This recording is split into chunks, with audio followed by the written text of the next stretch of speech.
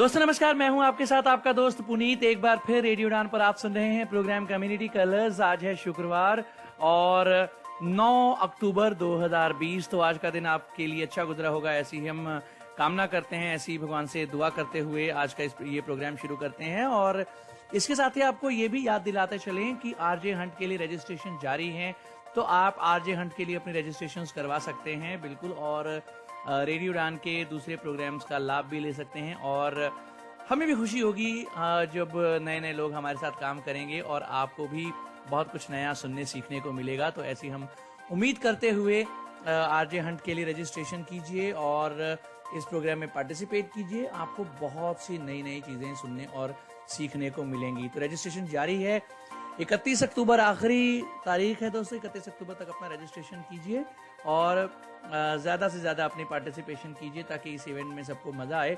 तो आज के इस प्रोग्राम को शुरुआत करते हुए आपको ये भी बता दें कि अनलॉक की प्रक्रिया पूरे देश में लगभग पूरी हो चुकी है, सब कुछ खुल रहा है। तो दोस्तों हर कोई अपने कामों पर लौट रहा है, सबको अपनी ज़रूरत के मुताबिक सबको काम करना है और बहुत देर तक अपनी नौकरियों और कामों का हर्ज नहीं किया जा सकता। तो इसलिए अब हमारी अपनी सुरक्षा हमारे अपने हाथों में है। अपने आप को सैनिटाइज करते रहिए, मास्क लगाइए, जरूरत पड़े तो ग्लव्स भी पहने रहिए, सर्जिकल ग्लव्स पहने रहिए, सर्जिकल मास्क पहने रहिए।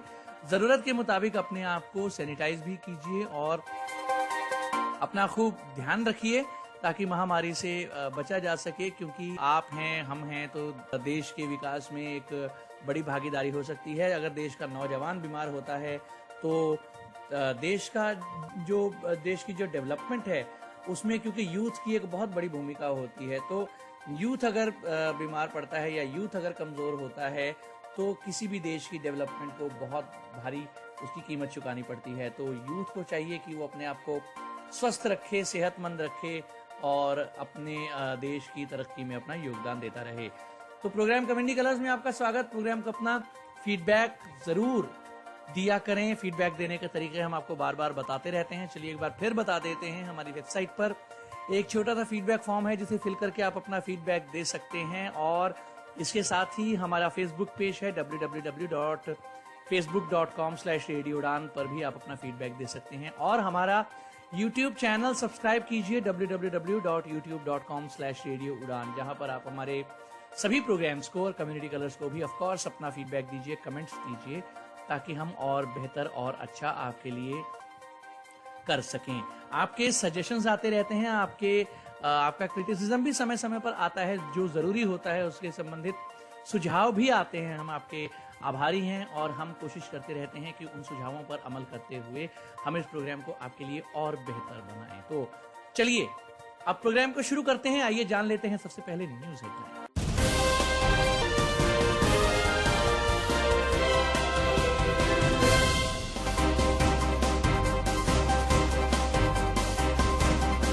सिद्धार्थनगर शोहरतगढ़ में नाबालिग बच्ची के साथ बलात्कार करता हुआ पकड़ा गया आरोपी पुलिस द्वारा भेजा गया जेल में। सरायकेला के मूक बधिर दिव्यांग विद्यालय पर सीआरपीएफ के अवैध कब्जे के विरुद्ध कोर्ट में याचिका दायर, कहा जा रहा नहीं हुआ उद्देश्य भवन निर्माण का पूरा। रामपुर हिमाचल प्रदेश में नेपाली मूल की दिव्यांग युवती के साथ दुष्कर्म के आरोप में आरोपी गिरफ्तार, पीड़िता के पिता द्वारा शिकायत पर आरोपी को भेजा गया जेल में। आईएसएलआर और एनसीईआरटी के बीच एक ऐतिहासिक मेमोरेंडम पर हस्ताक्षर, सीबीएसई के अंतर्गत आने वाली सभी टेक्स्ट बुक्स को मूक बधिर विद्यार्थियों के लिए बनाया जाएगा सुगम्य। गुजरात सरकार दिलाएगी सामान्य गरीब लोगों और दिव्यांगों को राष्ट्रीय खाद्य सुरक्षा कानून के अंतर्गत अनाज, 50 लाख से अधिक लोगों को मिलेगा लाभ। और गोरखपुर उत्तर प्रदेश के दिव्यांग बच्चों को पढ़ाने के लिए नियुक्त किए गए विशेष शिक्षकों के लिए बिना मोबाइल डेटा व अन्य सुविधाएं प्रदान किए पढ़ाने का तुगलकी फरमान जारी।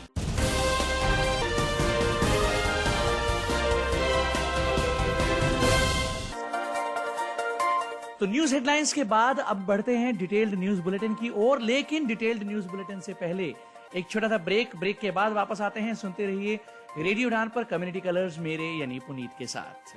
हम अभी आते हैं। अब रंगों से भरिए अपनी जिंदगी। रेजलाइन फाउंडेशन आपके लिए लाया है कलरिंग टेक्टाइल बुक। इस टेक्टाइल ड्राइंग बुक के द्वारा बच्चे अपने फाइन मोटर स्किल और टेक्टाइल परसेप्शन को डेवलप कर सकते हैं। इस बुक में दी गई ड्राइंग्स को बच्चे मार्केट में इजीली अवेलेबल कलर्स के द्वारा फिल कर सकते हैं। ये बुक मात्र 240 रुपए में उपलब्ध है। ऑर्डर करने के लिए लॉगिन करें www.sectech.in।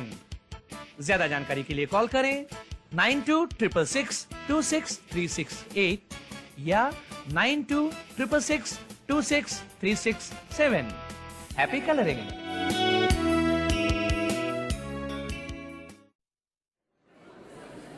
हाँ भी हो गई तैयारी स्पीच की? हाँ हो ही गई। सारे लोग तो पढ़ के देंगे, तू भी ब्रेल में लिख लेती। यार कितने साल हो गए ब्रेल को हाथ लगाए। जब से कंप्यूटर आया ना, ब्रेल को तो छुआ तक नहीं। मुझे याद है, कर लूंगी। Now I would like to call upon contestant number 4. तो तेरा नंबर आ गया, all the best. Good morning everyone. The topic of my speech is environment. Environment is the surrounding in which we live. It is a source of life. Good or bad quality of social life depends upon the quality of our natural environment. The need of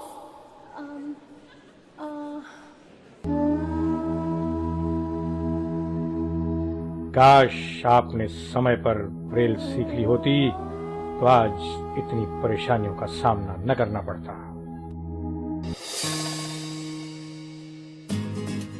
Braille दृष्टिबाधितों के लिए उतनी ही महत्वपूर्ण और आवश्यक है जितनी कि technology.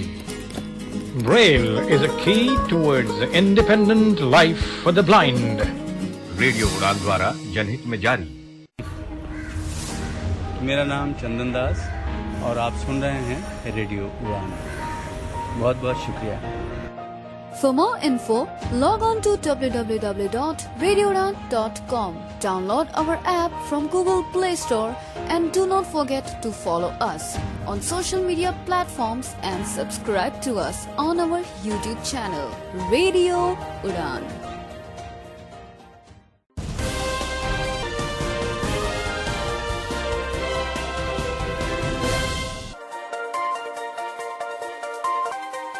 तो ब्रेक के बाद आप सभी का स्वागत। आप सुन रहे हैं प्रोग्राम कम्युनिटी कलर्स रेडियो उड़ान पर। आइए बढ़ते हैं डिटेल्ड न्यूज बुलेटिन की ओर। सिद्धार्थनगर के शोहरतगढ़ क्षेत्र में एक नाबालिग लड़की के साथ दिव्यांग का एक और मामला सामने आया है। लड़की को खोज रहे उसके स्वजन ने आरोपी को लड़की के साथ दुष्कर्म करते हुए रंगे हाथ पकड़ा और उसे पुलिस के हवाले कर दिया। लड़की के पिता ने बताया है कि उनकी 16 वर्षीय दिव्यांग बच्ची रात 8 बजे घर से बाहर निकली और इसके बाद घर वापस नहीं आई। लड़की की जब खोज की गई तो वह कहीं नहीं मिली। गांव के बाहर बाग में खोज करते हुए पाया गया कि एक शादीशुदा युवक लड़की के साथ दुष्कर्म कर रहा है। लड़की के पिता ने उसे पुलिस के हवाले कर दिया। एसओ शोहरतगढ़ राम आशीष यादव ने बताया कि आरोपी को गिरफ्तार कर लिया गया है और पुलिस द्वारा जांच जारी है। हिमाचल प्रदेश के शिमला रामपुर उप प्रखंड थाना कुमारसेन क्षेत्र के एक गांव में एक नेपाली मूल की दिव्यांग युवती के साथ दुष्कर्म का मामला सामने आया है। बता दें कि दुष्कर्म करने वाला 23 वर्षीय व्यक्ति भी दिव्यांग है। लड़की के पिता की शिकायत पर थाना कुमारसेन क्षेत्र में प्राथमिकी दर्ज कर ली गई है। आपको बता दें कि लड़की के पिता ने शिकायत की है कि 3 अक्टूबर की मध्यरात्रि को उनका एक नेपाली परिचित उनके घर आया और उनकी बेटी के साथ दुष्कर्म किया है। आपको बता दें कि इनकी बेटी मूक बधिर है और आरोपी भी दिव्यांग मूक बधिर है। इसके साथ ही प्राथमिकी में यह भी कहा गया है कि यह पूरा परिवार एक लंबे समय से कुमारसेन थाना क्षेत्र के इस गांव में रह रहा है और मेहनत मजदूरी करता है। फिलहाल एफआईआर आईपीसी की धारा 376 के तहत दर्ज की गई है। कुमारसेन थाना क्षेत्र के श्री अभिमन्यु कुमार ने बताया कि आरोपी को बुधवार गिरफ्तार कर लिया गया। दिल्ली में state commissioner of persons with disability का पद पिछले लगभग 5.5 महीनों से खाली है।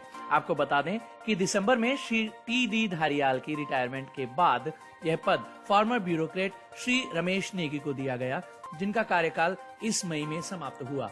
श्री रमेश नेगी उस समय बाल अधिकार आयोग के चेयरमैन थे। उनका कार्यकाल समाप्त होने के पश्चात से यह पद वेकेंट है। दिल्ली डिसेबिलिटी राइट एक्टिविस्ट्स का मानना है कि इस पद को शीघ्र भरा जाना चाहिए ताकि उनकी समस्याओं का विशेष रूप से इस कोरोना महामारी में जल्दी समाधान किया जा सके। दिल्ली स्टेट कमीशन ऑफिस का कहना है कि उनके पास जो भी शिकायतें आती हैं वे उन रिस्पेक्टिव डिपार्टमेंट्स को फॉरवर्ड करते हैं और जो उनकी तरफ से उत्तर आता है वे शिकायतकर्ताओं को भेज दिया जाता है। सुबॉर्डिनेट ऑफिशियल्स के पास किसी प्रकार का सम्मन भेजने, सुनवाई करने या उन विभागों को ऑर्डर देने ताकि उन आदेशों पर क्रियान्वयन किया जा सके पावर नहीं होती है। विशेष रूप से इस कोरोना महामारी के दौरान जब इसने बहुत से लोगों को अफेक्ट किया है, विशेष रूप से पर्सन्स विद डिसेबिलिटी को, तो पर्सन्स विद डिसेबिलिटी के लिए यह एक मुश्किल समय है। ऐसा कहा है श्री टी.डी. धारियाल ने, farmer state commissioner for persons with disability, Delhi ने। दिल्ली सरकार के चीफ सेक्रेटरी श्री विजय देव का कहना है कि यह समिति प्रिंसिपल सेक्रेटरी के अधीन आती है और वे इसे हेड करते हैं, अतः प्रोसेस जारी है।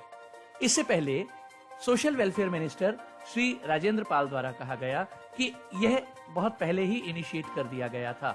दिल्ली असेंबली इलेक्शन से पहले ही कुछ नाम दिल्ली चीफ सेक्रेटरी को भेजे गए थे, लेकिन उनकी तरफ से कोई कार्रवाई नहीं की गई क्योंकि यह कार्य उनके अधीन नहीं आता है। अतः जो कार्रवाई होगी वह दिल्ली चीफ सेक्रेटरी द्वारा की जाएगी। सरायकेला स्थित मूक व नेत्रहीन बच्चों के आवासीय स्कूल पर सीआरपीएफ के कब्जे के खिलाफ एक जनहित याचिका दायर हुई है। याचिका को हाईकोर्ट ने गत 30 सितंबर को स्वीकार कर लिया है। यह याचिका झारखंड विकलांग मंच के अध्यक्ष अरुण कुमार सिंह ने दायर की है। सिंह की शिकायत ये है कि यह स्कूल भवन दिव्यांग बच्चों की शिक्षा व उन्हें आत्मनिर्भर बनाने के उद्देश्य से बनवाया गया है, परंतु निर्माण के बाद से ही इस पर सीआरपीएफ का कब्जा है। इस बात को 10 वर्ष से अधिक समय बीत चुका है। इसके बावजूद सीआरपीएफ जवान इसी में रह रहे हैं। इसके कारण करोड़ों रुपए खर्च कर जिस उद्देश्य से इस भवन का निर्माण किया गया था वह पूरा नहीं हुआ है। कहा कि सीआरपीएफ जवानों को कहीं और शिफ्ट किया जाना चाहिए। इसके अनुसार राज्य में ऐसे और भी स्कूल हैं जिनकी बिल्डिंग बनाने के बाद किसी न किसी का वहां पर कब्जा है। कोरोना महामारी के बीच गुजरात सरकार ने फैसला किया कि आम जन को सस्ते दामों पर अनाज मुहैया कराया जाएगा। यह राशन राज्य में 10 लाख से ज्यादा परिवारों को राष्ट्रीय खाद्य सुरक्षा अधिनियम के तहत राहत दर पर मुहैया कराया जाएगा, जिसका लाभ गरीब सामान्य वर्ग के लोगों समेत सभी दिव्यांग वृद्ध पेंशन सहायता योजना के लाभार्थियों को भी हो सकेगा। मुख्यमंत्री विजय रूपाणी ने राज्य के सभी दिव्यांग लाभार्थियों को भी राष्ट्रीय खाद्य सुरक्षा अधिनियम के तहत शामिल करने का निर्णय किया है। उनका कहना है कि अनलॉक की स्थिति में सभी को अनाज मुहैया कराने के लिए ये निर्णय किया गया है। सरकार की कोशिश है कि कोई भूखा ना सोए। ऐसे में केंद्र व राज्य सरकार की दिव्यांग पेंशन साधन सहायता ST पास जैसी विभिन्न योजना का लाभ पाने वाले दिव्यांग जो बाकी रह गए हों उन्हें भी NFSA में शामिल किया गया है। राष्ट्रीय खाद्य सुरक्षा अधिनियम के तहत अब मिलने वाले लाभ राज्य के सभी दिव्यांग गंगा स्वरूपा महिला व वृद्ध पेंशन सहाय योजना के लाभार्थियों को भी मिलेंगे। गांधी जयंती के अवसर पर दिव्यांगजन सशक्तिकरण विभाग वाराणसी द्वारा अमरावती पुरुषोत्तम राजकीय बहुउद्देश्य दिव्यांग विकास संस्थान खुशीपुर में कृत्रिम अंग सहायक उपकरण वितरण योजना अंतर्गत 100 दिव्यांगजनों को tricycles, wheelchair, braille kit, ID kit, कान की मशीन, बैसाखी सहायक उपकरण वितरण किए गए। इस अवसर पर मुख्य अतिथि सुरेंद्र नारायण सिंह, विधायक रोहिनिया द्वारा उपस्थित दिव्यांगजनों को गांधी जयंती के अवसर पर शुभकामनाएं दी गयी तथा लोगों से राष्ट्रपिता गांधी द्वारा बताए गए मार्ग का अनुसरण करने हेतु प्रेरित किया गया। जिला दिव्यांगजन सशक्तिकरण अधिकारी वाराणसी राजेश कुमार मिश्रा द्वारा मुख्य अतिथि का स्वागत करते हुए दिव्यांगजनों को समस्त विभागीय योजनाओं से अवगत कराया गया। इस अवसर पर संस्था के प्रभावी अधीक्षक रमेश सिंह, विशेष शिक्षक सौरभ सिंह, विशेष शिक्षिका तथा व्यावसायिक प्रशिक्षण एवं कर्मचारी उपस्थित रहे। जागरण संवाददाता के अनुसार गुमला के दिव्यांग युवा अनमोल कुमार साहू ने इस साल जेईई एडवांस परीक्षा में सफलता का परचम लहराया है। अखिल भारतीय स्तर पर दिव्यांग कोटा में उनका रैंक 52 है। अनमोल अपने पिता अरविंद साहू के साथ रहता है। पिता ऑटो चालक हैं। पिछले साल के अभियंत्रण परीक्षा में अनमोल का चयन बीआईटी सिदरी के लिए हुआ था, लेकिन उसने सिदरी में जाकर पढ़ना पसंद नहीं किया। वह डीएवी पब्लिक स्कूल गुमला का विद्यार्थी रहा है। डीएवी पब्लिक स्कूल गुमला के प्रभारी प्रचारक पीके महंती, विद्यालय प्रबंधक समिति के अध्यक्ष विनय कुमार लाल, शिक्षक जीवन कुमार पांडे, सुशांत आचार्य, अर्नव भौमिक, ज्ञान प्रताप आदि ने अनमोल की सफलता पर प्रसन्नता व्यक्त की है। अनमोल मेहनती है और शिक्षकों के मार्गदर्शन को स्वीकार करता रहा है। प्रतिकूल परिस्थिति में उसने अपनी मेहनत जारी रखी और उससे सफलता मिली। Collective action for basic right foundation ने रिलीज की एक 2 minute short film let me in, जिसमें दिव्यांगजनों के जीवन में एक्सेसिबिलिटी से जुड़े परेशानियों का बखान किया गया है। इस फिल्म ने काफी पॉजिटिव रिव्यूज बटोरे हैं। 2013 के टेडेक्स टॉक्स में एक्सेसिबिलिटी एक्सपर्ट मोहम्मद जेमनी ने कहा, प्रॉब्लम डिसेबिलिटी में नहीं बल्कि एक्सेसिबिलिटी में है। Collective action for basic right foundation एक ऐसा ऑर्गेनाइजेशन है जो दिव्यांगजनों के सशक्तिकरण के लिए काम करते हैं। उन्होंने ये शॉर्ट फिल्म लेट मी इन के जरिए कई कठिनाइयों पर रोशनी डालने की कोशिश की है, जिनसे दिव्यांगजन आमतौर पर अपनी रोजमर्रा की जिंदगी में गुजरते हैं। ये फिल्म 25 सितंबर को यूट्यूब पर रिलीज की गई थी। लेट मी इन की शुरुआत होती है कुछ लोगों से जो कार्यशाला की आवभगत का हिस्सा बने हैं। कार्यालय में प्रवेश करने और क्रमशः बाहर निकलने के लिए ऊपर और नीचे चढ़ने के लिए कुछ कदम है। हर व्यक्ति आत्मविश्वास के साथ अंदर बाहर चला जाता है, लेकिन व्हीलचेयर पर बैठा एक व्यक्ति व्हीलचेयर रैंप की कमी के कारण कार्यालय तक पहुंचने में असमर्थ है। जैसे ही कार्यालय को इस बारे में पता चलता है, वे एक व्हीलचेयर रैंप स्थापित करते हैं, जिसके बाद विकलांगता वाले व्यक्ति आसानी से प्रवेश कर सकते हैं और बाहर निकल सकते हैं। ये फिल्म बेंगलुरु के CBRF दफ्तर में शूट की गई थी। RPWD अधिनियम 2016 इंक्लूसिव और एक्सेसिबल कार्य क्षेत्रों की आवश्यकता पर प्रकाश डालता है। जो इमारतें दिशा निर्देशों का पालन नहीं करती हैं, वे नियम तोड़ रही हैं। वर्षों से विकलांगता अधिकार कार्यकर्ताओं ने भेदभाव को इंगित किया है, लेकिन संबंधित अधिकारियों द्वारा आज तक कुछ भी पर्याप्त नहीं किया गया है। ऐसी शॉर्ट फिल्मों को पेश किया जा रहा है जिन्हें सोशल मीडिया पर व्यापक रूप से साझा किया जा सकता है। ये संदेश जोर से और स्पष्ट रूप से पहुंचाना चाहिए। सियाटल यूनाइटेड स्टेट्स में हाल ही में हुए गेम एक्सेसिबिलिटी कॉन्फ्रेंस में बताया गया कि अब यूट्यूब पर multiple audio tracks including audio descriptions डाले जा सकते हैं दृष्टिबाधित व्यक्तियों की सुविधा के लिए। असैसिन्स क्रीड वल्हला ट्रेलर पहला वीडियो बना जिसमें ये सुविधा इंक्लूड की गई। इस नए फीचर के साथ यूट्यूब यूजर्स एक एडिशनल ऑडियो ट्रैक डाल पाएंगे अपने वीडियोस के लिए ऑडियो डिस्क्रिप्शन के रूप में, जो दृष्टिबाधित व्यक्तियों के समझ में आसानी प्रदान करेगा। ये फीचर सेटिंग पर जाकर उपलब्ध है। आप इसके जरिए एक नई ऑडियो फाइल अपलोड कर सकते हैं जो कि अन्य भाषाओं में भी हो सकती है। ये एक गेम चेंजर के रूप में भी साबित हुआ है। अब कई ऑडियो भाषाओं में वीडियो का ट्रांसक्रिप्शन संभव होगा। ये सीखने वाले समुदाय में विशेष रूप से आगे आने वाली एक बड़ी बात होगी। यूट्यूब पर हिंदी में कई कोडिंग कोर्स पढ़ाए जाते हैं, इसे अब क्षेत्रीय भाषाओं में पढ़ाया जा सकता है। Indian sign language research and training centre ISLRTC और the national council of educational research and training NCERT ने साइन की एक मेमोरेंडम। अब एजुकेशनल मटेरियल बधिर छात्राओं के लिए भी होगा उपलब्ध।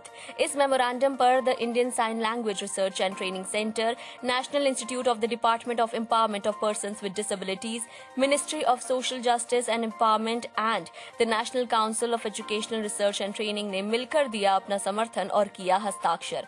Doctor Thawar Chand Gehlot, union minister for social justice and empowerment और एजुकेशन मिनिस्टर रमेश पोखरियाल की मौजूदगी में हुआ हस्ताक्षर। इस MOU के अनुसार NCERT text books, teachers handbook और दूसरे सप्लीमेंट्री मटेरियल्स क्लास 1 से लेकर 12वीं तक के सभी सब्जेक्ट्स, दोनों हिंदी और इंग्लिश माध्यम में, सभी को कन्वर्ट किया जाएगा इंडियन साइन लैंग्वेज के डिजिटल फॉर्मेट में। ये अब बधिर बच्चों को शैक्षिक संसाधनों तक पहुंचने में सक्षम करेगा और बधिर छात्रों, शिक्षकों, शिक्षकों, माता पिता और बधिर समुदाय के लिए एक उपयोगी संसाधन होगा। ये नई शिक्षा नीति NEP 2020 में अनिवार्य इंडियन साइन लैंग्वेज के शैक्षिक स्टैंडर्डाइजेशन को सुनिश्चित करने में भी मदद करेगा। साइकोवेव्स एकेडमी लेकर आया है एक ऑनलाइन ट्रेनिंग वेबिनार जिसका टॉपिक है personality assessment techniques using questionnaires. इसमें सिखाया जाएगा पर्सनालिटी टेस्ट का यूज क्लिनिकल और दूसरे अप्लाइड सेटिंग्स में। टेस्ट्स जैसे कि EPQ, 16PF, MMPI, MCMI और भी बहुत सारे। इस वेबिनार का हिस्सा होंगे retired professor of clinical psychology doctor Dwarka Prasad और उनकी टीम। ये वेबिनार 11 अक्टूबर 2020 को कंडक्ट किया जाएगा दोपहर 3 बजे से लेकर शाम 5 बजे तक। इस वेबिनार की फीस है 600 रुपए। अधिक जानकारी के लिए आज ही कॉल करें 9779880076 या फिर 9779918202। समर्थनम ट्रस्ट एक गैर लाभकारी संगठन है जो 23 सालों से दिव्यांगजनों को सशक्त बनाने में, सामाजिक, आर्थिक, सांस्कृतिक विषयों में दिव्यांगजनों को पूर्ण रूप से अपना योगदान देने में मदद करते हैं। विभिन्न पहलों के माध्यम से शिक्षा, आजीविका, पर्यावरण, स्वास्थ्य पोषण, खेल, संस्कृति और पुनर्वास जैसे क्षेत्रों में। स्थापना के समय दिव्यांगजनों के लिए उच्च शिक्षा समर्थनम के प्रमुख कार्यक्रम का हिस्सा रही थी। समर्थनम उन छात्रों के लिए छात्रवृत्ति सहायता की घोषणा करना चाहते हैं जो अपनी कक्षा 10वीं और 12वीं पूरी कर चुके हैं और जो आगे बढ़ने में रुचि रखते हैं और उच्च शिक्षा प्राप्त करना चाहते हैं। शैक्षणिक वर्ष 2020 से 2021 में छात्रवृत्ति का लाभ उठाने के लिए छात्रों को पंजीकरण पूरा करना होगा। https://www.samarthanam.org/scholarship-application/ ये scholarship programme AAB India foundation की ओर से सपोर्ट किया जा रहा है। अप्लाई करने की आखिरी तारीख 31 अक्टूबर 2020। NCPRD नेशनल ट्रस्ट एक्ट को निरस्त किए जाने का कड़ा विरोध करता है।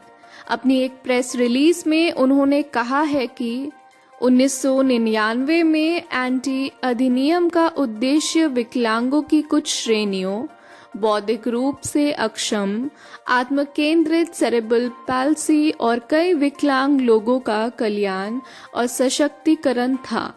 ये आवश्यक है कि एंटी अधिनियम को विकलांग व्यक्तियों के अधिकारों के लिए संयुक्त राष्ट्रीय कन्वेंशन UNCRPD के प्रावधानों के साथ सामंजस्य स्थापित किया जाए, जिसे भारत ने 2007 में साइन किया था।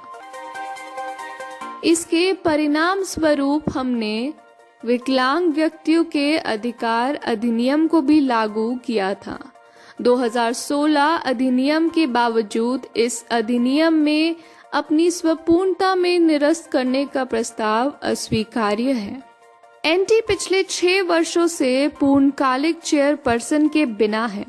इसके बोर्ड को निरर्थक बना दिया गया है और ये नौकरशाही पर भारी निर्भर करते हुए अलोकतांत्रिक तरीके से काम कर रहा है।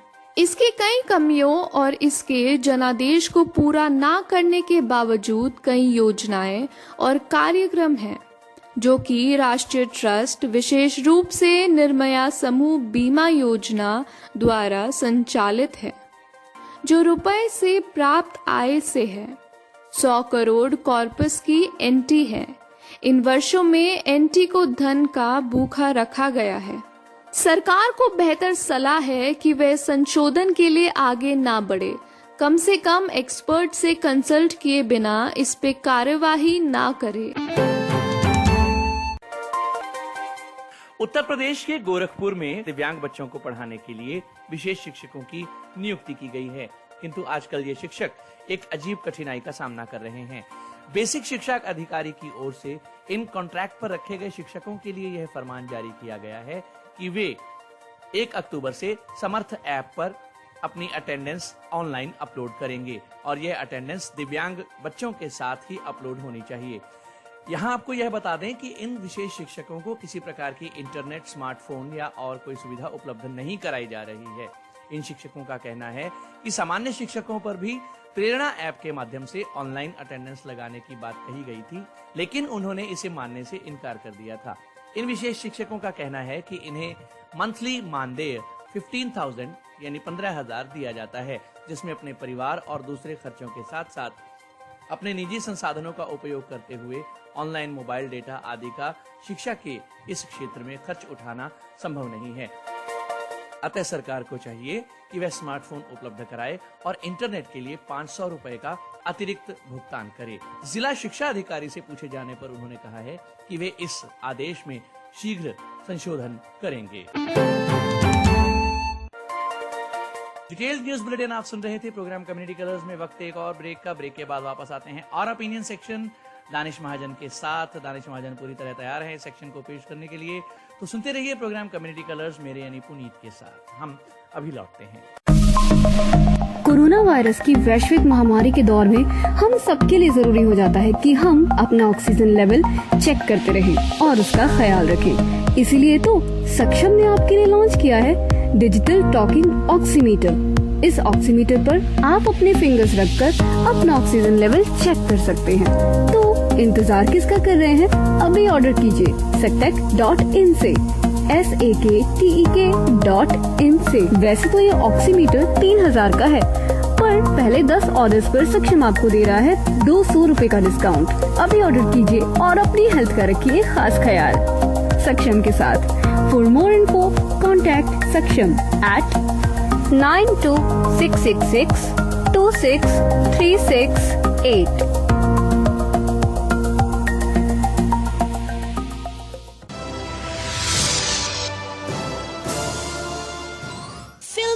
हमारी जिंदगी का आईना होती है। हमारी जिंदगी की तरह ही फिल्मों में भी म्यूजिक, कॉमेडी, रोमांस और ड्रामा होता है। आप होते तुम ये कहती तो कैसा होता, तुम वो कहती। इस दिन का बहुत इंतजार किया था मैंने। I love you। वक्त तुम्हारा खराब आया और दिन हम गिने।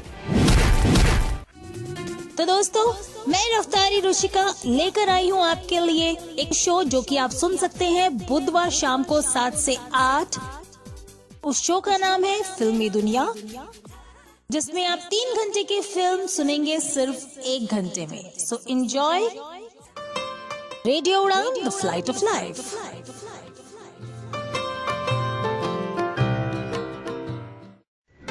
Hi, this is Sunil Kamath and you're listening to Radio Udan. For more info, log on to www.radioudan.com. Download our app from Google Play Store and do not forget to follow us on social media platforms and subscribe to us on our YouTube channel, Radio Udan.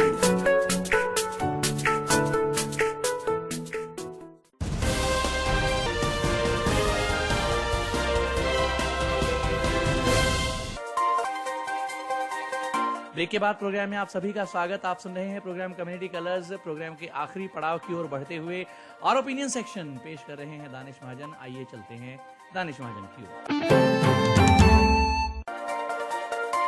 जी हाँ दोस्तों, नमस्कार। मैं दानिश महाजन community colour की segment अवर opinion में आपका स्वागत करता हूँ। आज हम बात करेंगे वर्ल्ड साइट डे की। वर्ल्ड साइट डे अक्टूबर के सेकंड थर्सडे को सेलिब्रेट किया जाता है। ये वर्ल्ड हेल्थ ऑर्गेनाइजेशन का इनिशिएटिव है और इसका मकसद है लोगों को अवेयर करना, आपकी आई केयर सर्विसेज को लेके लोगों को जागरूक करना, कैसे ब्लाइंडनेस को रोका जा सकता है। इसमें कई ऑर्गेनाइजेशंस शामिल होती हैं, जैसे international agency for the prevention of blindness जैसी तमाम बड़ी ऑर्गेनाइजेशंस लोगों को अवेयर करती हैं। इसका मकसद यही है कि सिर्फ जनरल पब्लिक को ही नहीं बल्कि जो हेल्थ प्रोफेशनल्स हैं, जो डॉक्टर्स हैं, उन सबको बताया जाए आंखों की इम्पोर्टेंस के बारे में। और बहुत सारी ऐसी डिसीजेज हैं जो रोकी जा सकती है ब्लाइंडनेस से रिलेटेड। फॉर एग्जांपल हम अगर बात करें तो आंखों की प्रॉब्लम अगर बिगनिंग से हम बात करें तो जब बच्चा छोटा होता है, जब जन्म लेता है, तो बहुत सारे केसेस जो मिलते हैं वो कैटरेक्ट के होते हैं, लेजी आई जिसे सुस्त आंखें भी कहते हैं हम, तो उसके साथ साथ काला पानी, तो ये समस्याएं आती है। और आजकल तो बहुत सारे लोगों को आरपी बाय बर्थ भी हो रही है। लेकिन जनरली कैटरेक्ट जैसी कई ऐसी बीमारियां हैं जो अगर बचपन में सही से इनका इलाज किया जाए तो आप इसको क्योर कर सकते हैं, ब्लाइंडनेस से बचाया जा सकता है बच्चों का। फिर हम थोड़े बड़े हो जाते हैं तो हम अब तो खैर ये बंद हो गया है, पहले गुल्ली डंडा जैसे चीजें होती थी तो नुकीली चीजों के साथ खेलते थे तो हम प्रोटेक्शन नहीं करते थे, लेकिन अब उनकी जगह पे गैजेट्स, छोटे छोटे बच्चे मोबाइल चलाते हैं और उनकी आंखों पे बहुत उसका असर पड़ता है और पेरेंट्स ध्यान नहीं देते हैं, तो उसके कारण भी जो आंखों की समस्या है वो काफी बढ़ रही है। एक स्टडी में बताया गया है कि करोड़ों लोगों की आंखें, ये वर्ल्ड हेल्थ ऑर्गेनाइजेशन की रिपोर्ट ही है कि करोड़ों लोगों की आंखों की रोशनी को बचाया जा सकता था, लेकिन प्रॉपर केयर ना होने के कारण उनकी आईसाइट की जो प्रॉब्लम थी वो काफी बढ़ गई या फिर वो ब्लाइंड हो गए। अब इस बार तो देखने को ये मिला है कि जहां तक मैंने स्टडी की है, रिसर्च की अपनी, तो मुझे अपनी कम्युनिटी के अंदर भी बहुत कम देखने को मिला है कि वर्ल्ड साइट डे के ऊपर वेबिनार्स हों या कोई इवेंट ऑर्गेनाइज किया गया हो या अवेयरनेस टॉक हुई हो, तो मुझे देखने को मिली नहीं। जबकि ये बहुत इम्पोर्टेंट डे है और इस पर हम सबका फर्ज है कि हम आसपास के लोगों को समझाएं। होता क्या है कि इंडिया में बहुत सारे रूरल एरियाज में या कई बार अर्बन एरियाज में भी बच्चे को अगर प्रॉब्लम होती है तो हम घरेलू नुस्खे अपनाते हैं, तो कई बार वो भी प्रॉब्लम क्रिएट करते हैं। तो इसका मकसद यही है कि जब भी आपको लगे कि कोई प्रॉब्लम है बच्चे को आइसोलेटेड, तो उसे डॉक्टर के पास आप लेके जाएं।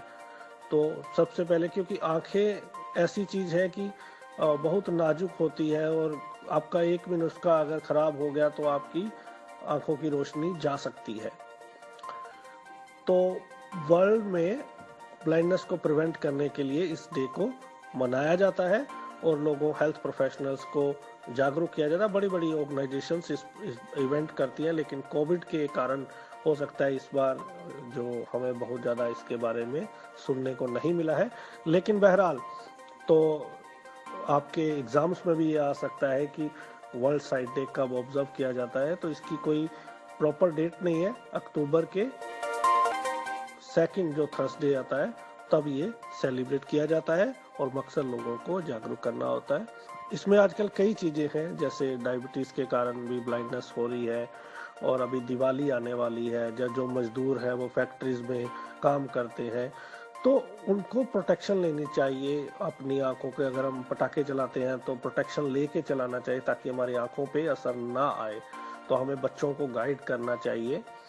और फैक्ट्री में बहुत सारे जो हमारी लेबर क्लास है, भाई बहन है, तो वो आंखों में लोहे के कण चले जाना, तो ऐसी तमाम चीजें हैं जिन्हें हम रोक सकते हैं, लेकिन हम कभी इसके बारे में सोचते नहीं है और फिर प्रॉब्लम क्रिएट हो जाती है। तो वर्ल्ड साइट डे को आप सेलिब्रेट करें, लोगों को अवेयर करें, अपनी जिम्मेवारी को निभाएं और हम भी जो मिशन है वर्ल्ड हेल्थ ऑर्गेनाइजेशन का ब्लाइंडनेस को प्रिवेंट करने का, कम से कम जितने लोगों को बचाया जा सकता है ब्लाइंड होने से, तो उसमें अपना योगदान दे। इस बार जो वर्ल्ड साइट डे का थीम है वो है होप ऑन साइट। तो हर बार एक थीम दिया जाता है, जैसे international day of persons with disabilities जो 3 दिसंबर को होता है, तब भी एक थीम रखा जाता है। तो इस बार का जो वर्ल्ड साइट डे का थीम है वो है होप ऑन साइट। तो बच्चों को खेल कूद में बढ़ावा देना चाहिए, गैजेट्स से दूर रखना चाहिए, क्योंकि छोटी उम्र में गैजेट्स का उनके ऊपर काफी विपरीत प्रभाव पड़ता है। धन्यवाद। तो उम्मीद करेंगे आपको ये सेगमेंट पसंद जरूर आया होगा, और इस सेगमेंट और अपने पूरे शो को अपना फीडबैक जरूर दीजिए और अपनी बात हम तक पहुंचाइए, ताकि आपके लिए हम बेहतर प्रयास करें और इस प्रोग्राम को और बेहतर बनाएं। तो अब इसी के साथ मुझे यानी पुनीत को आज का प्रोग्राम खत्म करने की दीजिए इजाजत, लेकिन जाने से पहले न्यूज हेडलाइंस एक बार फिर।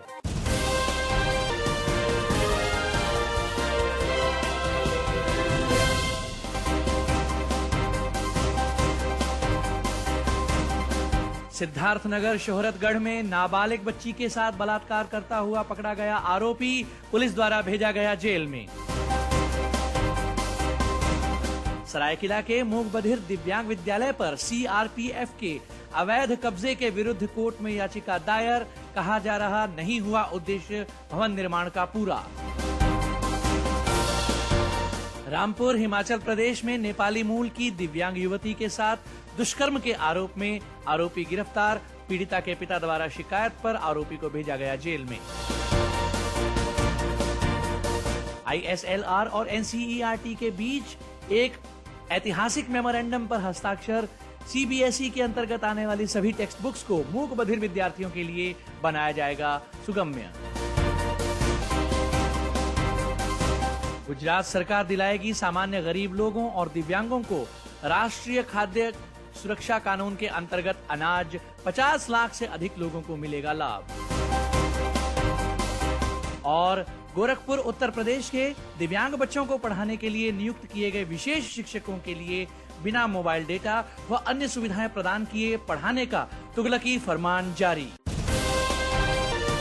तो अब मैं पुनीत लेता हूं आपसे विदा। इस प्रोग्राम में मिलूंगा फिर किसी और दिन किसी और कार्यक्रम में। नमस्कार, बाय बाय, जय हिंद, जय भारत।